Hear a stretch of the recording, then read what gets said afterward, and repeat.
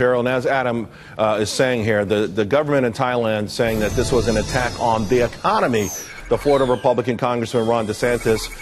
Congressman, I really don't even know how you distinguish a terrorism from an attack on the economy, since at the end of the day, both aim to do the same thing: hurt people, kill people, scare people, and put everything in disarray.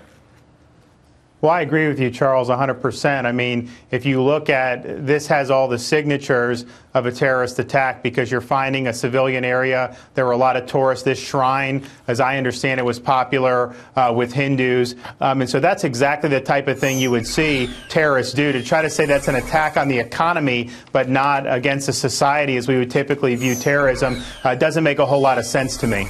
Well, perhaps we can understand that this is a government that's run by, after a military coup. They want to control the media. They want to control the message. And they probably think that this would tamp down on any sort of panic. But having said that, considering we're in a global fight against terrorism, shouldn't they just come forth and be completely honest with this, so that everyone in the region and around the world can take the right precautions? Yeah, it's hard for me to see how you could definitively rule out terrorism, almost right off the bat. And of course, they've had a lot of problems with terrorism in the southern part of the country. Just a few years ago, there was an attempted attack on some Israeli officials who were at the Israeli embassy. We believe that was backed by Iran. So they've had a significant problem with terrorism. And maybe this is an attempt to kind of, tamp down on that a little bit and not let that come to the forefront. But the bottom line is, to rule it out, I'm just curious about it. I'd like to see what their basis for doing that was. Yeah, well, there's no doubt the death toll is already horrific, and I think a lot of people would like to know more.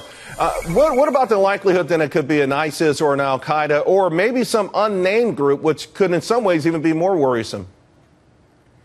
Well, that's obviously a possibility. I mean, Charles, I think if you look, since 9/11, you have jihadist groups operating in a way wider berth of territory than they had done since the Twin Towers came down. And I think we had success initially in the war on terrorism, but right now there are a lot of hot spots where these various groups can play in. And as we've seen, you can have groups that actually come up kind of organically in a given area that are then inspired by ISIS and later choose to join ISIS. So it's both the groups will project strength, but then you also have indigenous groups that come up and then essentially subscribe to some of the major terrorist groups that we know are operating. And of course, the idea that this total disregard for anyone's religion makes it even more worrisome. Representative DeSantis, thank you very much. We really appreciate it.